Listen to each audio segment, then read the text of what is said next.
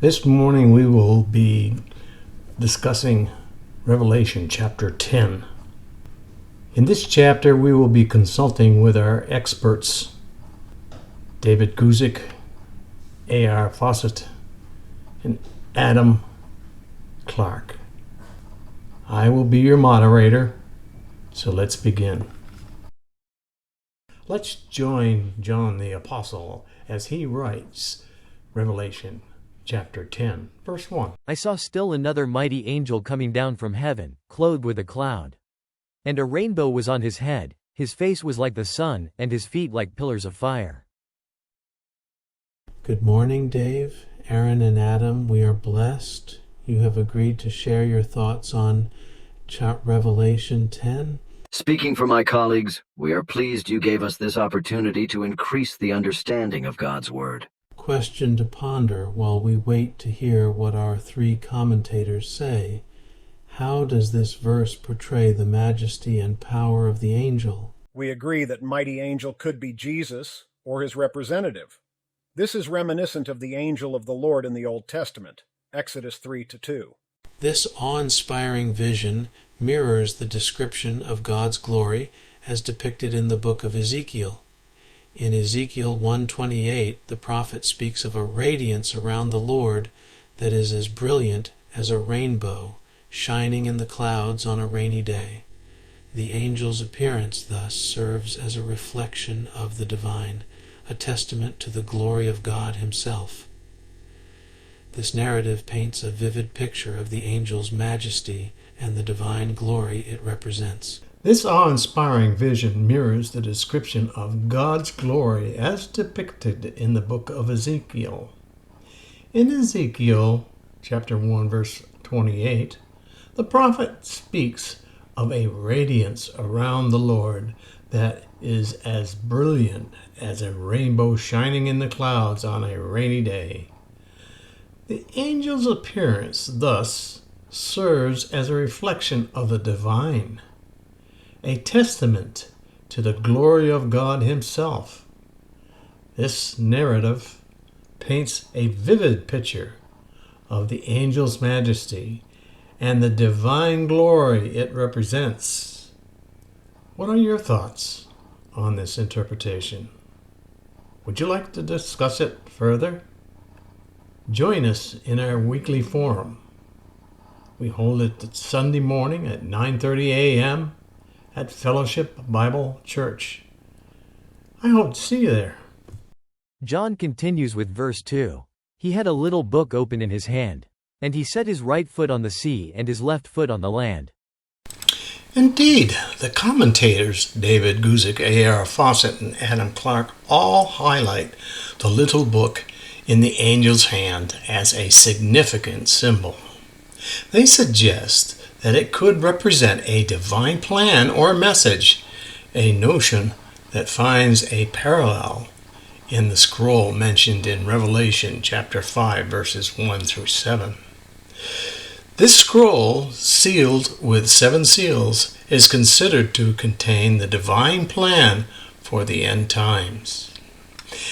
In addition, the commentators note that the angel's stance on the sea and land, this posture is seen as the indication of universal authority, a concept that echoes God's dominion over the earth as described in Genesis chapter 1, verse 28.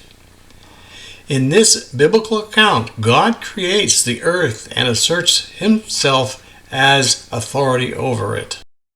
The Apostle Paul continues the thought of verse 2 by writing the following as verse 3. As when a lion roars. When he cried out, 7 thunders uttered their voices. Now when the 7 thunders uttered their voices, I was about to write, but I heard a voice from heaven saying to me, seal up the things which the 7 thunders uttered, and do not write them.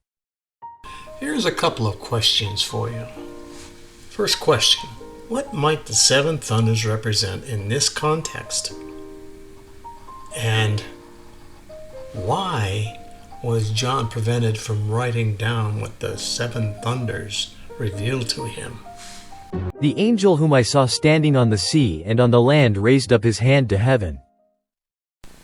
All three commentators concur on the angel raising its hand to heaven, yet they remain silent on the deeper meaning. One might wonder, what does this gesture signify? A clue can be found in the ancient scriptures, specifically in Deuteronomy 32, verse 40. There, a similar gesture is used to make an oath, a solemn promise.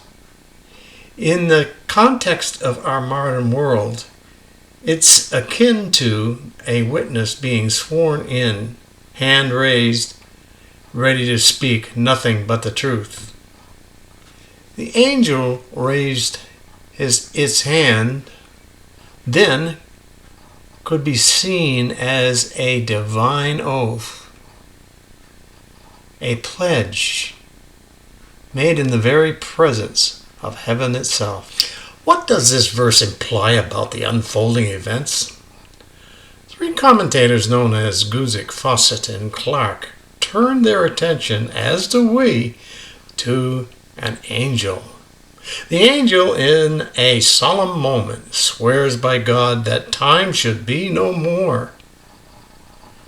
This profound declaration suggests a sense of urgency, a hint that the fulfillment of divine plans is imminent. The commentators find a parallel in the sacred text of Revelation chapter 22, verse 10, where a similar sense of immediacy is conveyed. As they ponder on this, the narrative of this heavenly event continues to unfold, carrying with it a weight of divine prophecy and the mystery of what is yet to come. Then the voice which I heard from heaven spoke to me again and said, Go, take the little book which is open in the hand of the angel who stands on the sea and on the earth. So I went to the angel and said to him, Give me the little book. And he said to me, Take and eat it, and it will make your stomach bitter, but it will be as sweet as honey in your mouth. Verses 9 and 10 brings a question to my mind, and probably yours too. Why do you think the book tasted sweet as honey in John's mouth, but made his stomach bitter? Let's see if we can find the answer for ourselves. Let's delve into the symbolism of John's encounter with the little book in Revelation. Our three guest commentators draw a parallel to the prophet Ezekiel, who was also commanded to eat a scroll in a divine vision. Ezekiel 3, 1 through 3. The sweetness of the little book, they suggest, could symbolize the promise of salvation through Christ. Yet, the bitterness that follows in John's stomach might represent the terrifying aspects of revelation given to him. This duality of experiences reflects the complexity of the divine message, a message that is both a promise of salvation and a warning of judgment. All three scholars note the sweetness of the book in John's mouth is a sensation that echoes the sweetness of God's Word, as described in Psalms 119, 103. This shared observation leads them to consensus. The sweetness possibly indicates the pleasing nature of the book's message, a testament to the allure of the divine wisdom. As the narrative unfolds, the scholars provides a deeper understanding of the symbolism in Revelation. The sweetness of the book and the bitterness in John's stomach and the command to eat the book, all these elements come together to paint a vivid picture of the divine revelation.